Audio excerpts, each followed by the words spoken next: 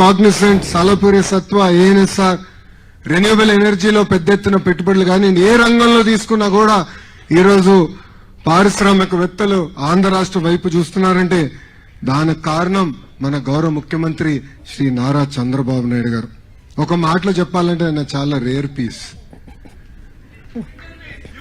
Unique piece. నేను మా నాయకులందరినీ ఒకటే చెప్తా, ఆయన్ని మనం బ్లైండ్ గా ఫాలో అవ్వాలని.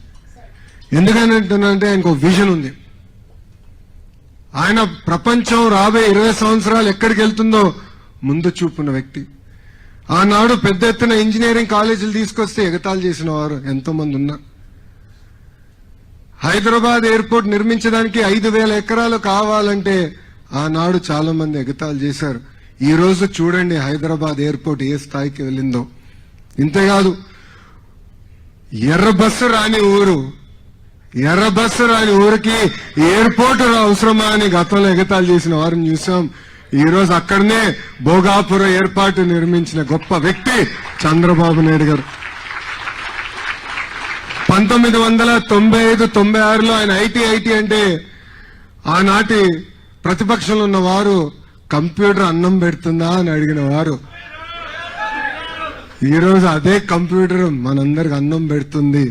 ఆయన విజన్ తోనే మన రాము చెప్పినట్లు ఈరోజు మనందరం ఈ స్థాయికి వస్తాం జరిగింది.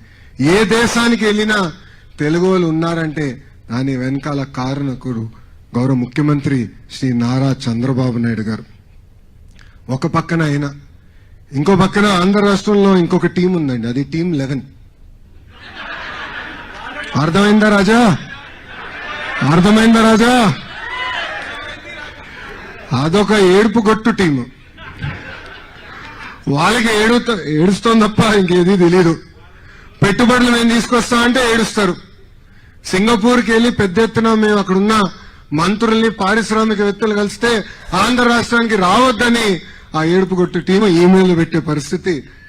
ఇంతేకాదు కొన్ని కంపెనీలు కలిస్తే వాళ్ళు కూడా ఈమెయిల్ పెడుతున్నారు ఆంధ్ర రాష్ట్రానికి రావద్దని.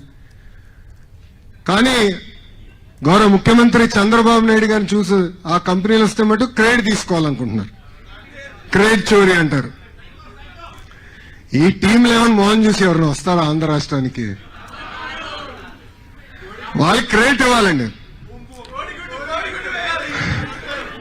కోడి కత్తికి క్రెడిట్ ఇవ్వాలి.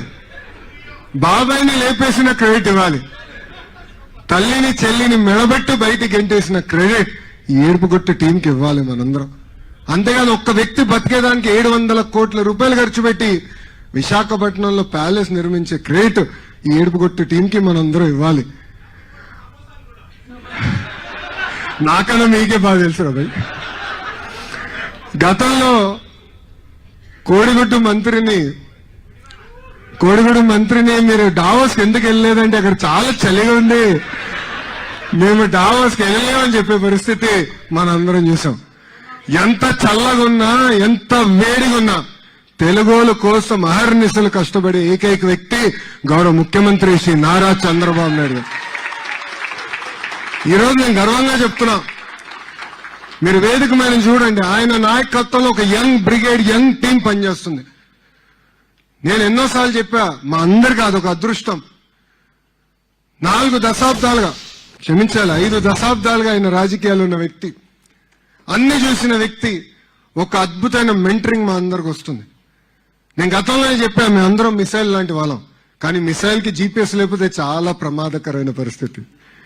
యంగ్స్టర్స్ వేదిక మీద ఉన్న ముగ్గురం మేము మిసైల్స్, గౌరవ ముఖ్యమంత్రి చంద్రబాబు నాయుడు గారే మా అందరికి GPS. అందుకే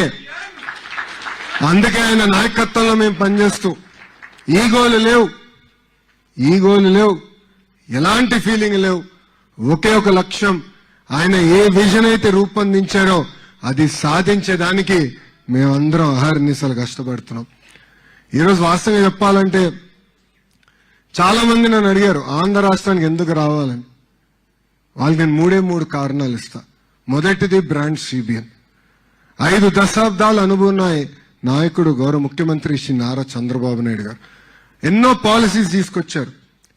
it stood the test of time and politics. అందుకే రండి పెట్టుబడులు పెట్టండి అన్నాం. రెండోది స్పీడ్ ఆఫ్ డూయింగ్ బిజినెస్. ఒక జూమ్ కాల్ అనండి, ఒక వాట్సాప్ మెసేజ్ అనండి, అహర్నిశలు పారిశ్రామికవేత్తలకు అందుబాటులో ఉంటూ వాళ్ళకి ఎలాంటి సమస్య లేకుండా ఈ పెట్టుబడులన్నీ గ్రౌండ్ చేసే లక్ష్యంతో నాతో పాటు మన టీజీ భరత్ గారు పనిచేస్తున్నారు.